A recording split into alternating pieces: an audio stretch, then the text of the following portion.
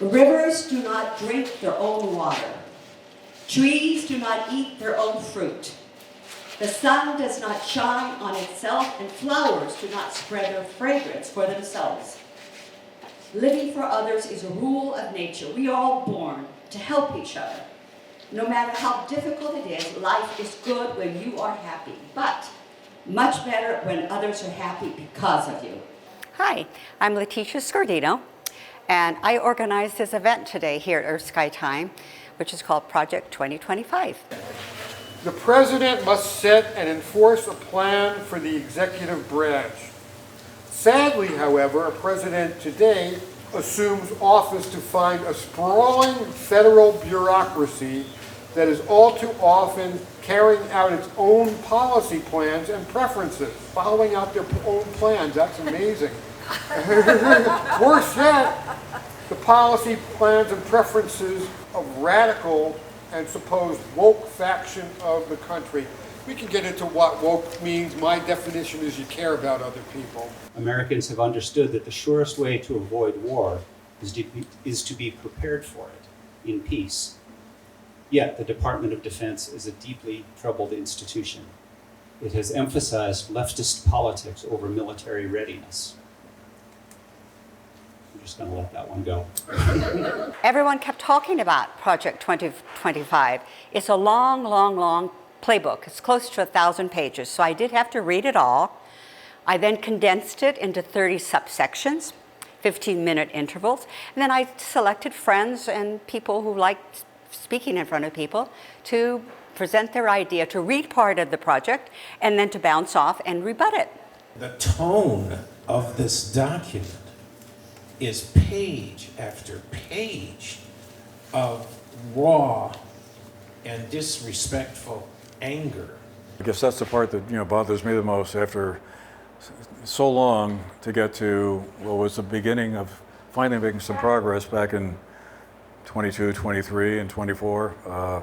To see that all roll back, to see coal celebrated. I mean, and it's so ironic that in celebration of fossil fuels like that, we're completely closing the door on the future of an important manufacturing operation, which could be new kinds of renewable energy sources that will create jobs and do the right thing by the environment. What everybody needs to do, hopefully, is know that you can express your opinion, whether it's standing on the side of the road with a sign, whether it's writing something in social media.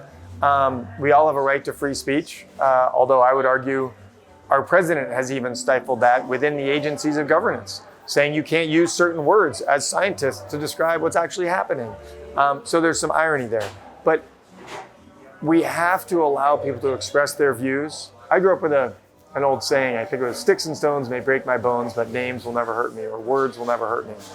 I do think we struggle, those on the center left, with an overreaction on what words people use in some instances, where they can be hurtful words, but they have a right to say them. And then what we need to do is figure out how to make the social change that makes it so people don't want to use those words. You can't govern the words people use. But I would say folks should engage in communication and conversation in your local coffee shop. Listen more, which I could stand to do more as well. We all can. And try to find where the pain is coming from that's causing people to point fingers with distaste at others, or even sometimes cause harm with their words, and try and figure out what are the systems that aren't working. And let's engage with our political system, our community system, to address those pain sources. I think that a lot of people have iglooed themselves. They don't want to get involved, they're not listening to the news, and that's wrong. That's not the way to go towards it, because an individual can make a difference. They do have to get out there and protest. It feels good, it's cathartic, and be with people like themselves. And if they could get someone else to do an event like I did, this event was very hard for me to put together, because a lot of people don't like to read in public, and they have to find people like themselves to talk, so they can release their emotions and that are pent up, and the anger that people feel. I read that, and then I ask myself, what's missing? Truth. You can do truth. Yes. I did Control F, which is how you read painfully long, tedious documents. You just look for a keyword. So I did not search for truth, but thank you for bringing it up.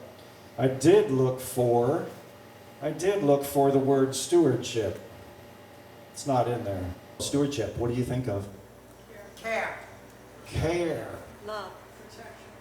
Care, love, protection. Longevity. Respect, renewable. Any more? Responsibility. The words do come to you, do they not?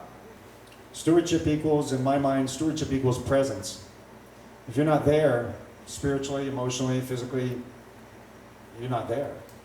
What is the opposite of presence? I always thought it was absence, but if you want to get into the philosophy here with John O'Donohue, it's actually vacancy. Because you're still not there, you're still absent, but you've chosen not to be there. So it's a vacancy of intent. We will make a difference. And it's negative to say that a protest does nothing. That is very negative thinking. That can't be. It's not logical.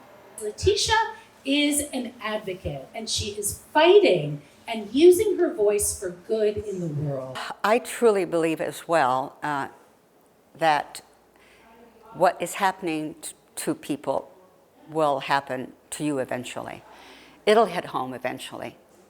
Whether it's your pocketbook or you may have a friend who is LGBT and is being denied something, or as I was telling you, my daughter is from Paraguay and she's fearful of going out. It will hit home. It always does. So beware.